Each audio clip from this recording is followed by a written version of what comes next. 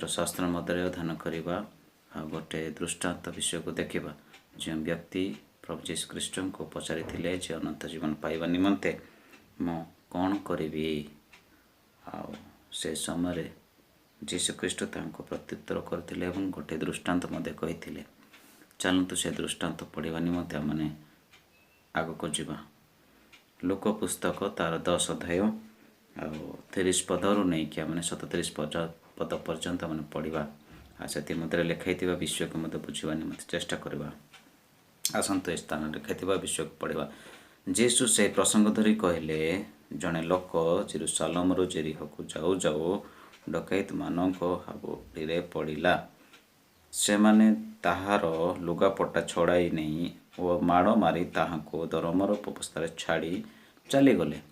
घटनाक्रमे जड़े जाजक से बाट दे जाऊथिले और से ताहाको देखी बाटर आर पाख दे चलीगले। सही प्रकार जड़े लेवीय मध्य से स्थान को आसी ताहाको देखी बाटर आर पाख दे चलीगले। किंतु जड़े सामरणीय पथिक ताहा निकट को आसी ताहाको देखी दयारे विगलित हेले एवं पाखक जाई ताहार क्षेत सबरे तैल व द्राक्षारस ढाली से सबु बांधी देले आउ ताहाको आपणा बाहन पर बसाई ताहाको गोटे पांथशाला को घेनी जाई ताहार सेवा शुश्रूषा कले। तही आर दिन से 2टी टंका बाहर करी पांथशालार कर्ता को देई कहिले एहार सेवा शुश्रूषा कर आउ जहाँ किछि अधिक खर्च हब ताहा मु बाहुड़ी आसवा समय तुमको परिशोध करी। एही 3 जनक मध्य किए डकैत मानक हाबुड़ी पड़ी लोकटीर प्रतिवासी बोली मन करुअछ से कहले जे ताहा प्रति दया कला से जीशु तांको कहले जाओ तुम्हें मध्य सही प्रकार कर। धन्यवाद।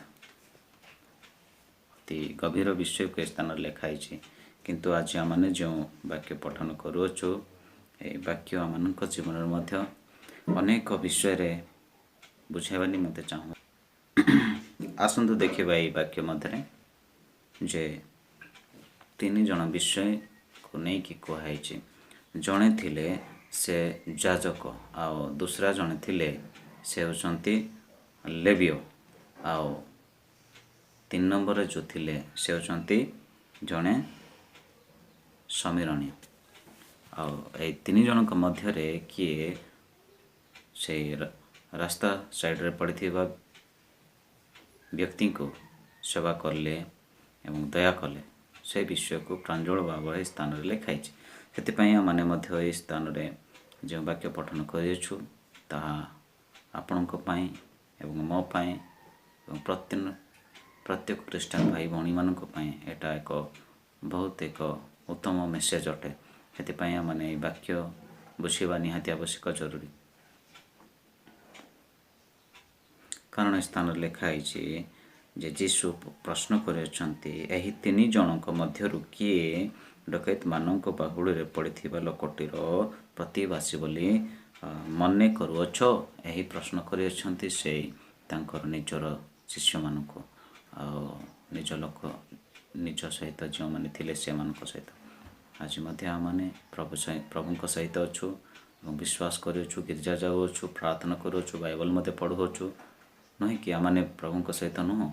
हाँ निश्चय आप प्रार्थना करुवे निश्चय बाइबल पढ़ुव एवं गिरजा मध्य जाऊे से तुम्हें से प्रभु जीशु ख्रीष्ट सहित अच्छ किंतु आम कार्यकलाप जदि देखा जदि प्रभु को कही अनुसार ताहा माने करिपारुनु ताहले आमने प्रभु सहित नुह आमने बाहर अच्छु। जाजक एवं लेवीय जो थिले हाँ से माने मध्य गिरजा करुले प्रार्थना करुले तथापि से माने निज जीवन रे काम रे कौन सी विषय करिपारुनथिले किंतु बेश पोशाक से निजको जाजक बोली मन करुले एवं लोक मानक मध्य देखाई होउथिले एवं जो कि लेवीय व्यक्ति थिले से मध्य निजको बेश पोशाक जाजक लेवीय बोली देखाऊ देउथिले किंतु कार्य वाक्य तांकर कौन सी ज्ञान नथिला कि से वाक्य मध्य से चलने चेष्टा करुनथिला। किंतु जो व्यक्ति समीरणीय जड़े व्यक्ति आसिले से जड़े भल व्यक्ति थिले एवं से निजको नम्रता करिकी प्रत्येक विषय को भय करिकी परमेश्वर को वाक्य को पालन करथिले। हेतिपई से आज से व्यक्ति को ऊपर जेतेबेले देखिले ए वाक्य लेखा है जे से दयारे विगलित हेले, कारण प्रभु जीशु ख्रीष्ट मध्य यही जगत मध्य थिबा प्रत्येक लोक मान को देखिकी से दयारे विगलित होते एवं से मध्य कांदी थिले आम जानिछु। हेतिपई आज व्यक्ति को जीवन में आम जितेबाला देखुचु से माने ताहांको जितेबाला देखिले से निज जीवन को कष्ट अनुभव कले।